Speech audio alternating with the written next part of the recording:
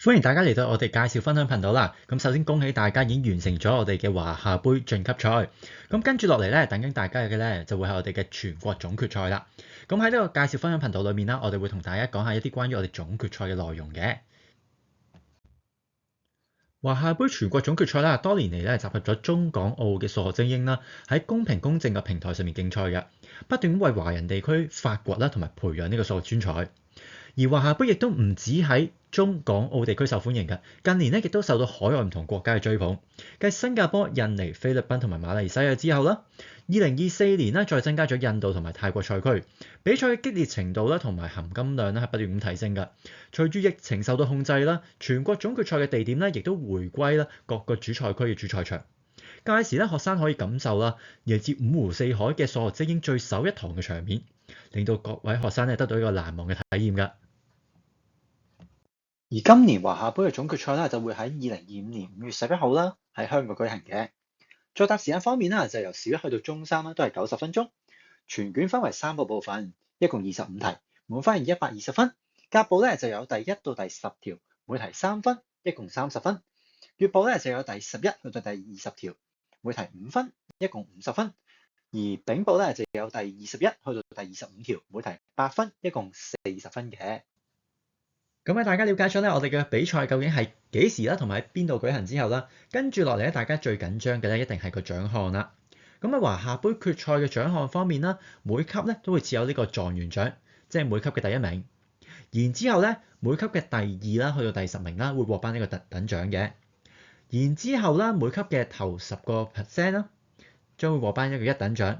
再跟住嘅20% 咧，就會獲頒呢個2等獎。再跟住咧嘅30% 咧就會獲頒呢個3等獎嘅。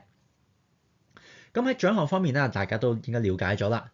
咁跟住落嚟咧，大家應該會想知道一下，究竟我哋會喺呢個決賽度見到咩題目咧？喺後面嘅部分，我哋會同大家分享一下嘅。咁以下落嚟咧，呢個咧就係其中一種咧，大家會喺小一級啦嘅總決賽裏面見到嘅題目嘅。咁我哋睇一條題目先，條題目話咩咧？條題目就話啦，依從規律。喺頭20個圖案裏面啦，星星究竟出現咗幾多次？好啦，規律即係咧，佢係有一啲規矩啦、一啲規則啦，或者一啲特性啦，會跟住啦嚟去畫呢啲圖案嘅。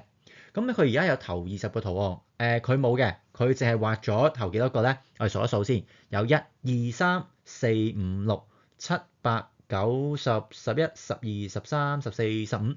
哦，佢畫咗15個啫，然之後點點點，咁即係話咧後面其實仲有好多好多嘅圖案嘅，佢係未畫晒嘅。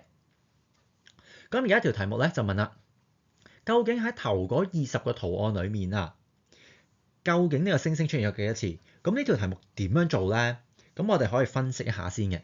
咁首先啦，我哋望下先，佢一開始咧有個圓形啦，然之後星星、三角形、正方形、再星星、再正方形、再圓形、星星、再三角形。咦？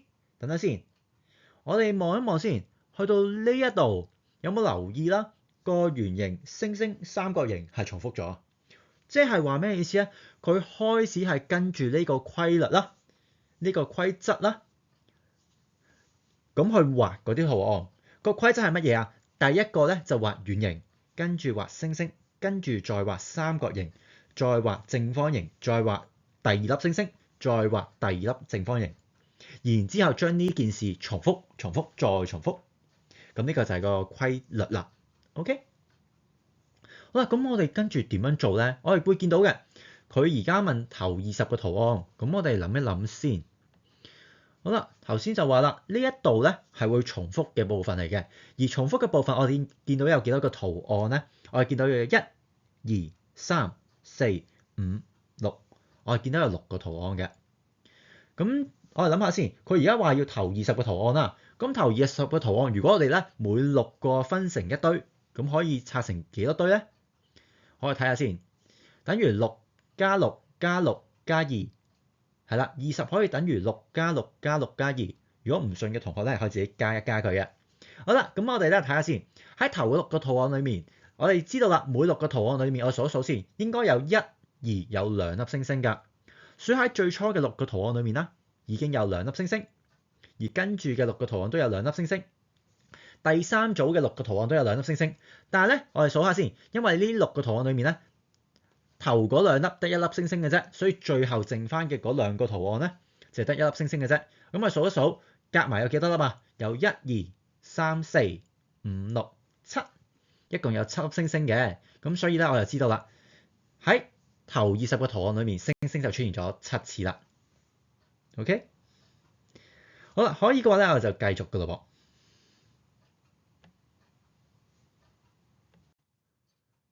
跟住呢個咧就係第2種啦，大家有機會會見到嘅題目嚟嘅，咁就係講呢個基數同偶數。好啦，我哋睇一條題目先，將下列嘅算式啦計算出嚟嘅結果啦，究竟係基數定係偶數咧？好啦，咁條式咧就係咩啊？2加45啊，加嗱，可能有啲小朋友唔識讀啊，158啊，大家識唔識讀咧？好，跟住下面嗰個再加8415。再加48811，再加158,441。好啦，有啲難讀嘅，咁大家認到個數字就得啦。好啦，咁我哋嚟睇一睇條題目先。應該仲有2個字眼咧，有唔少小朋友咧係唔知發生咩事嘅。但係大家應該已經完成咗我哋嘅進級趣咯，可能大家聰明咧係會知道其實呢2個係咩字嚟嘅。就係基數同偶數啦。咁乜嘢係基數啊？基數啊，我哋知啦，學校教嘅單數啊，即係咪？好啦，即係有啲咩啊？例如3啦、13啦、21啦，呢啲都係基數嚟嘅。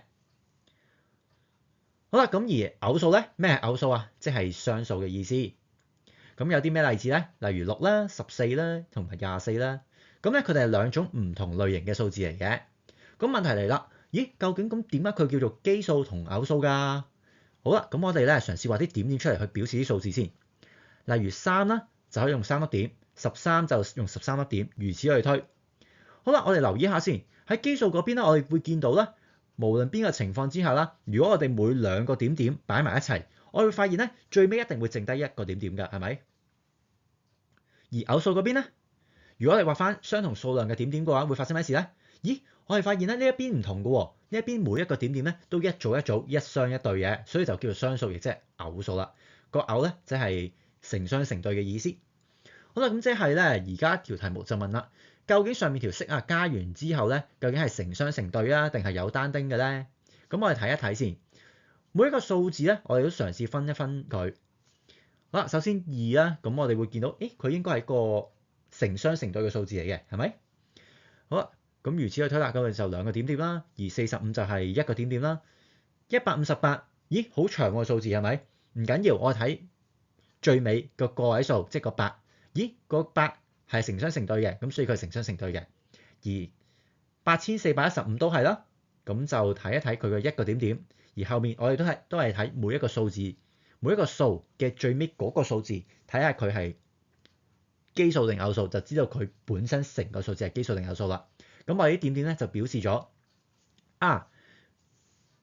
最頭嗰個2字係呢個偶數啦，即係雙數；而45咧就係呢個基數，即係單數。如此類推，咁我畫晒啲點點啦。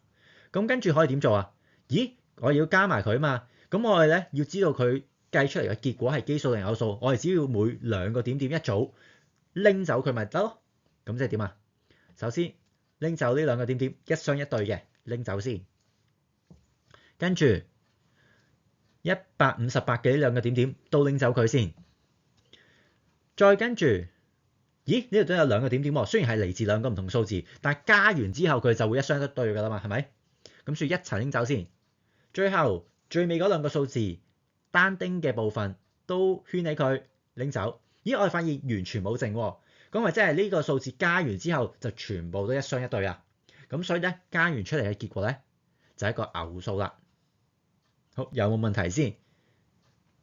冇問題咧，我哋就準備咗啲題目俾大家試一試嘅。好啦，跟住落嚟咧，呢度咧，我哋會有一啲題目咧，去俾大家咧嘗試試一試新手嘅，都係前面講過嘅題型嚟嘅。咁大家可以努力試一試咯。